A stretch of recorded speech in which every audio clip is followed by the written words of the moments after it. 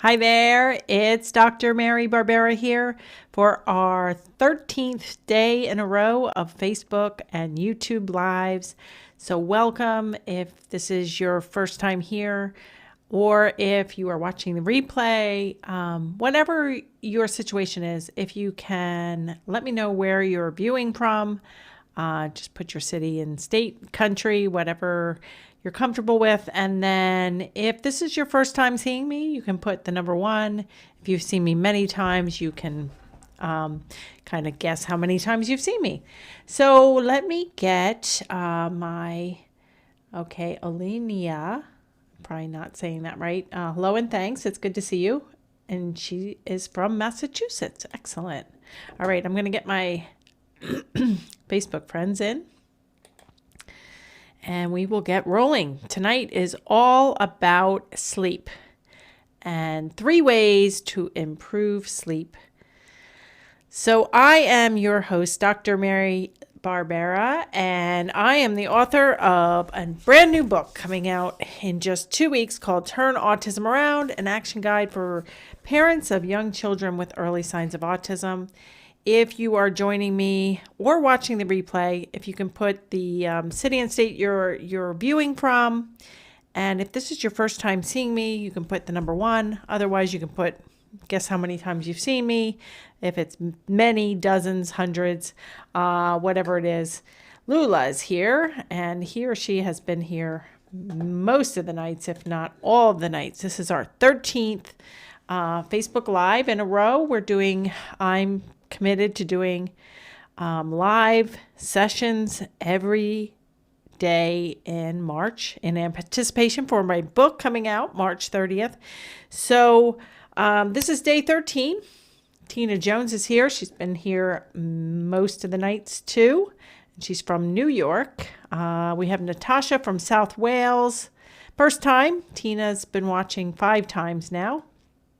And some of you, I think, are on my book launch team as well. And I am trying to broadcast to the book launch team tonight. Excellent. And it is working. Yay. Okay, so if you are in the launch team, you can comment too. I am broadcasting from marybarbera.com/Facebook, but you can watch right here. Let me know where you're viewing from. And if you've seen me present at all before, or if this is your very first time, put the number 1. So just to catch everybody up, I am going to be talking about 3 steps to improve sleep tonight. This is my 13th day in a row. And I'm getting super excited about my brand new book coming out. Monique is from Vegas. Jennifer Gonzalez from Connecticut. She's a returner. Cynthia's seen me 10 times, more than 10 times, plus video blogs. And she's a parent from Fort Lauderdale. And Liz is from California. Awesome. So we usually have, we have Jose from Lancaster, California, first time, and somebody from Toronto, Chicago. I was on WGN in Chicago about 2 weeks ago. If you go to YouTube after this is over and search WGN Chicago, Mary Barbera, you'll be able to see a 6-minute clip of me being interviewed. Awesome. Okay, so just to catch anybody up who is not familiar with me and my work, I am first and foremost a mom to 2 sons, one with moderate to severe autism, and his name is Lucas. He's 24. And then I have a 23-year-old Spencer who's in medical school, married to a physician. I'm a registered nurse and a board-certified behavior analyst and an author of 2 books now, Verbal Behavior Approach book, which is in over a dozen languages translated, and then my brand new book, which is coming out, which hopefully will be translated into many languages too. We are, really going to be in a lot of places. We're going to be in bookstores, on Amazon, all the details of where you can order and join us on the launch team or at turnautismaround.com. If you think, oh, I'll just wait, I really would not wait to order, because my first book, which was published in 2007, it sold out before publication date, all the pre-orders. And it's looking like this may be repeating itself. So get in, and I'm going to be closing the launch team next week. So get in now, turnautismaround.com for all the details about how you can pre-order and join us. And Paula Diamond is in the house. She's a friend of mine. And Lily Daisy's here from Australia. This is her 13th time in a row. This is my fun Saturday night here. It's almost 8 o'clock on the East Coast. And tonight, for those of you that are out of the United States, we are turning our clocks forward by an hour. So, big night here in the United States. Okay. Sleep. Autism, kids with autism and kids with signs of autism, in many, many cases, like I think the statistics are something like 85% of kids with autism have some kind of sleep disturbance. And I know for Lucas, he did not sleep through the night in his own bed between the ages of 2 till 10. And I say in my book, the chapter name of the book is Stop Playing Musical Beds, Solving Sleep Issues. Because really, our house was like a big game of musical beds. So, in my first book, when I was writing it in 2006, Lucas was 9 or 10 years of age. And my husband said, whatever you do, do not put any advice about sleep in that book, because we are not good at sleep. And even though I was a behavior analyst by that point, I still was just terrible with sleep. But shortly after I wrote my book, began traveling around the world speaking about my book, is when I met a behavior analyst who specialized in sleep, and she really helped me with just a few techniques. And I went home, made a plan, and within 3 nights, Lucas slept in his own bed through the night, and he was 10 years of age, and he has never come into my bed again. So it was miraculous. So I know it can be solved, and I've helped tons of little kids learn to sleep better. And that's why this book will definitely have a chapter on sleep. Okay, so let's talk about the 3 things that you can do now. I mean, the book, it will be out in 2 weeks, but what you can do now if you're really struggling with sleep. And if you are, if you have sleep questions, every day I'm coming on here. So we're going to if you have sleep questions, let me know in the comments. And even if you're listening to the replay, if you have a sleep question, in the comments would be great. You can also, another thing you can do besides pre-ordering the book is you can, after we're done here, you can search Mary Autism plus your topic, which in this case would be sleep. I did a podcast, I did a video blog, I have a free sleep guide. So lots of information. But the problem is that I have so much free information that you can be like swimming around in free information and really spend a lot of time, not real specific. But my book is real specific. My online courses are very specific. So hopefully we'll get there to really specific. Okay, so the first step of turning any behavior around, including sleep, is to do an assessment. That is the first step of the Turn Autism Around approach. So assessing what is the problem with sleep. How old is your child? If you have a 2-year-old, is he sleeping in a crib? Is he having problems falling asleep? Do you have to rock him to sleep? Does he have to have a bottle? Do you have to breastfeed him? If he's a 4-year-old, is he sleeping in your bed?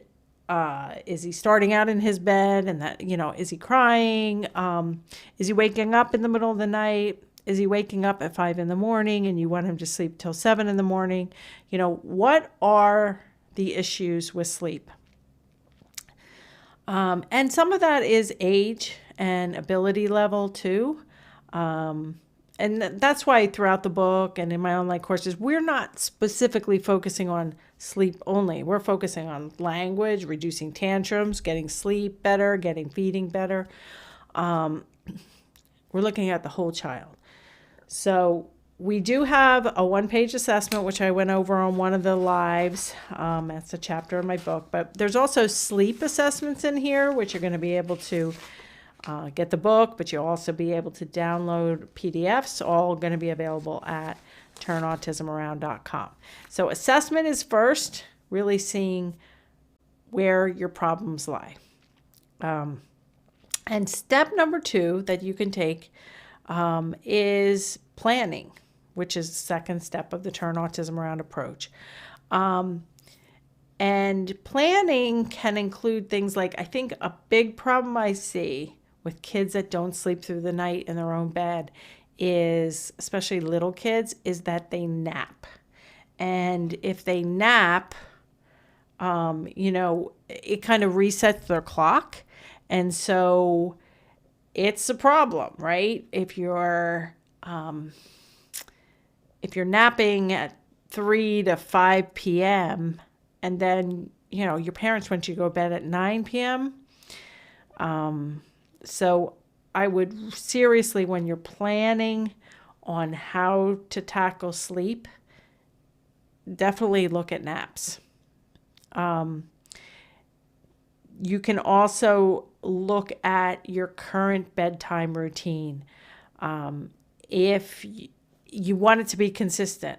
And so if you're living in a 2-parent home and dad gives you a break, you're the mom, and dad gives you a break by putting him to bed, 3 nights a week, but he's doing it different. He's getting the pajamas on in the bathroom. You're letting the child come back down to the kitchen for a snack. And then it needs to be this leads to this, leads to this.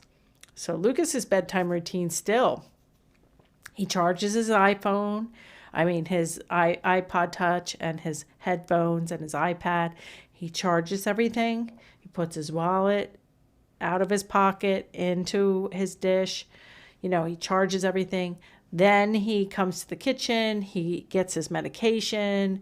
He takes his medication with applesauce. He'll get his applesauce. He'll get his bottle of water. He'll do that.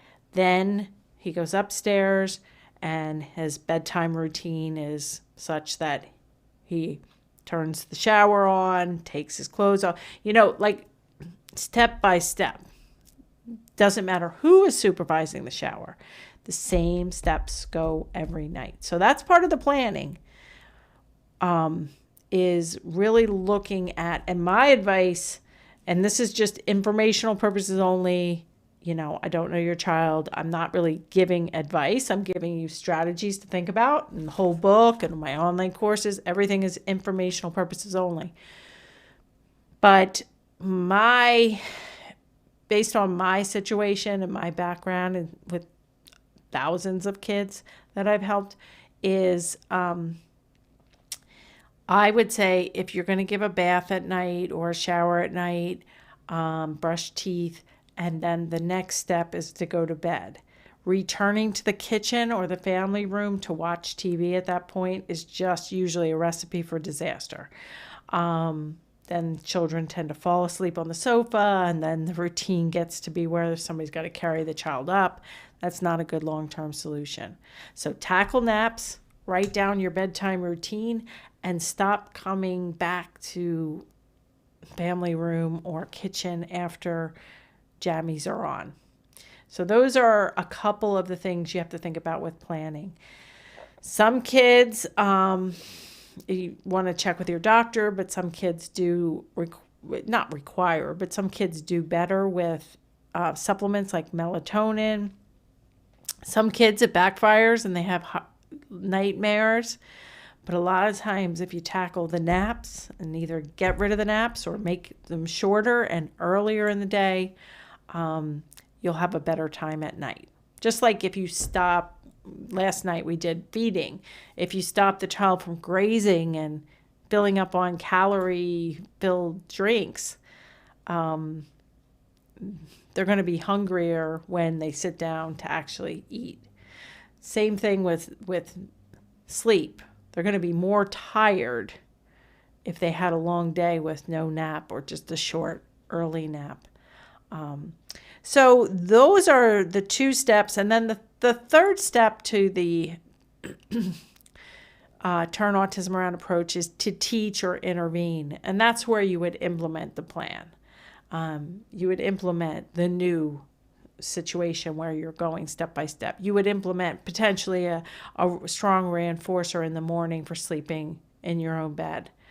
And then the 4th step of the Turn Autism Around approach is to use data to make decisions. And I talk about in my book and on a video blog or 2, my calendar system where you could write like the times when your child went in the bedroom, fell asleep, if they wake up in the middle of the night, what time they were up, what time they stayed up till, what time they fell back to sleep, whether melatonin was given or something else, what the dosage was. There's all kinds of data. And like, I don't mean to overwhelm you. This is just a quick little Facebook Live, but there are 4 steps to turn autism around and to turn these behaviors around, even if it's not autism. These same techniques work for typically developing kids or kids with early signs of ADHD or speech delays. So assessment, planning, teaching or changing what you're doing, and then taking easy data so you can tell, oh, that melatonin, that I think made the situation worse. Or, he didn't have a nap and he was dead tired. He went to bed at 8 and he fell asleep by 8:15. Those kinds of things are going to be really critical. So that's my little lesson on sleep and autism tonight. I'm happy to answer questions. Oh, here's a good question from Jennifer. She said, my son is 8 and having night terrors every day. They are scary. Yeah, Lucas had some night terrors when he was young. I didn't know what they were.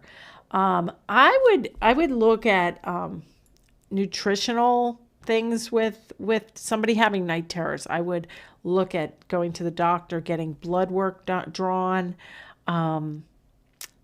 looking at diet, nutrition, and also look at, any supplements or medications. That is a big deal. And they say it's common. I don't know that it has to be a part of your situation because it is really scary to see. Okay. Hello, day 13 of 30 from Canada. I'm also on your bundle course, verbal behavior bundle course, and loving it. Tatiana. Awesome. And if you want more information about my online courses too, you can go to marybarbera.com/workshop. And if you sign up if you buy the book, which I would recommend you buy the book because somebody just told me they bought the book on Amazon and now they said the shipping is supposed to be May 12th and the book's coming out March 30th. So hopefully that's just a glitch and that's wrong, but I would get your order in now. Same here. My daughter wakes up at midnight crying. And that's another point is I just had Dr. Cheryl Tierney, a developmental pediatrician, on my podcast this past week, podcast 114. And she's a sleep expert. And I didn't know that. She read my book. She loved it. She loved the sleep chapter specifically. And we talked about like the whole, people say, oh, well, I'm just going to let them cry it out.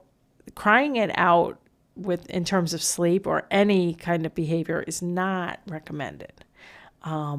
We do not want to get the child hysterically crying. That's not usually, it's not beneficial. So, okay, let's just take a look and see if there's how much therapy is too much. My daughter's 2.5, diagnosed over a year ago. Well, that's a very early diagnosis. We have OT and speech, SI, sensory integration. Now we are bringing in an ABA therapist 20 hours a week. Well, studies show that kids with a diagnosis of autism do need 20 to 40 hours of therapy a week. I would really encourage you to read my book, though, because there's all kinds of different flavors of ABA, and I believe in a totally parent as the captain of the ship, learning to be the best teacher and advocate for life.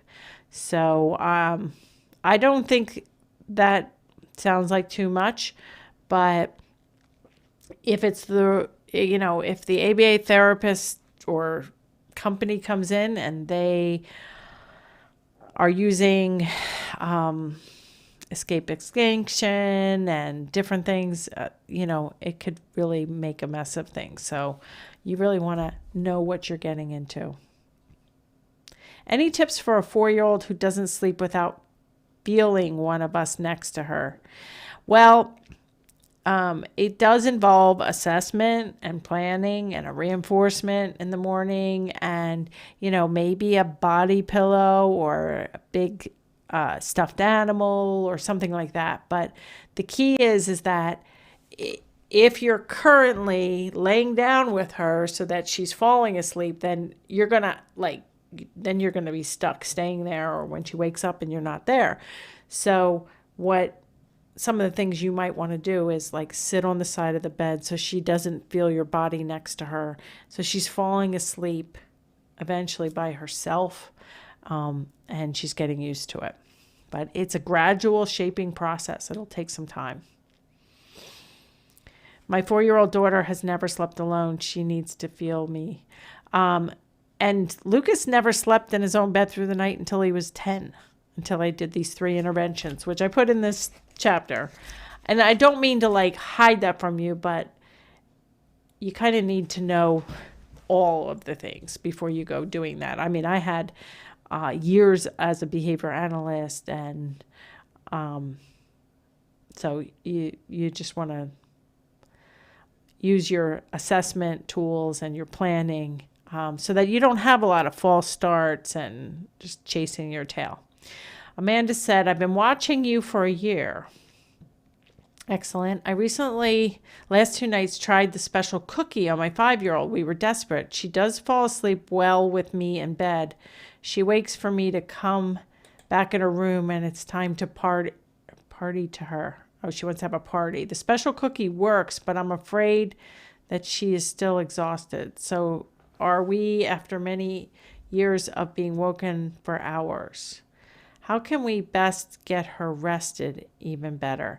Well, Amanda, I appreciate you watching me, and it's not just about the reinforcer. It's also about the naps, and it's also about the bedtime routine, and you sitting on the side of the bed instead of laying down with her. And there's just subtle things that are probably getting in the way.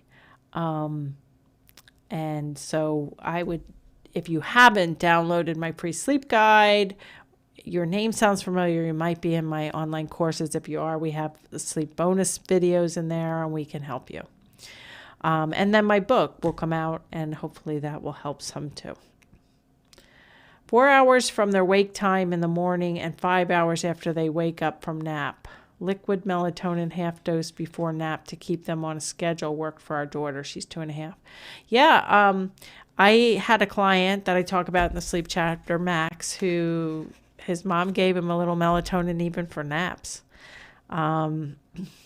So I don't know. Well, my daughter will not go to sleep alone. I have to sit with her, and she can wake at the slightest noise. She's 9, diagnosed in 2020. Yeah, as you can see from all of these questions and comments, I mean, sleep is just a huge, huge problem for our kids with autism, with signs of autism. Fanny says 20 to 30 hours of ABA only, or combined with regular speech therapy, OT, and PT. it depends. It depends on the child. It depends on the level. It depends on who's funding it. I mean, if you're funding, 20 to 30 hours, you're probably not going to be able to afford that. And that's why I am all about empowering the parents to learn proven techniques morning, noon, and night so that you can really use your knowledge to intervene. Somebody asked me, a dad said, I have a 2.5-year-old, 3-year-old, and he was in another country, and he said, I don't have, nothing's funded. I have money to pay for either 1 hour of speech or 1 hour of ABA. What should I do? I'm like, I would learn yourself. I'd spend that money to learn yourself. Because you could hire then a babysitter that could keep your child engaged, could do all the techniques that you're learning in my book and my online courses, and you could intervene for a lot more time than, there's no magic happening for 1 hour of speech therapy behind a closed door if you're not watching, or ABA. No magic there. Not even really worth it. So that depends. And like Lucas had 40 hours a week of ABA, but some of that was going to a typical preschool with his ABA therapist. Little bit was going to, I think, speech. Okay, I think we got a lot of the questions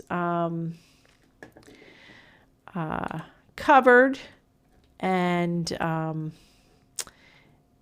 I am getting ready to move my clocks ahead and go to bed soon too. So anyway, so the 4 steps of the Turn Autism Around approach to tackle any problems, including sleep, are assessment, planning, intervening or teaching new skills, and then easy data collection so that you are really making database decisions so that you continuously get better. If you have not pre-ordered my book, it will be out in just 2 weeks, and we are really looking like it might be on back order. So I would get it. I would order it. I might even go to Barnes & Noble or to your local bookstore, order it there. I was just at my local bookstore yesterday to inquire about whether they were expecting the book, if I could do a book signing. They were expecting 1 copy, so I asked them to up that. And I'm going to go in and sign a few books, and that's about it. And they're going to take a picture and post it on social media. Because of COVID, there's no book signings. So, all right. Well, thank you so much for joining me tonight. This is day 13. I'll be back tomorrow night where we'll discuss something else. And look forward to seeing you on the book launch team. As many as of you that want to join us, I am going to be closing the book launch team and closing a lot of the bonuses. So get in, sign up, and let's change the way autism is detected and treated around the world forever. That's my goal. So have a good one. See you next time tomorrow.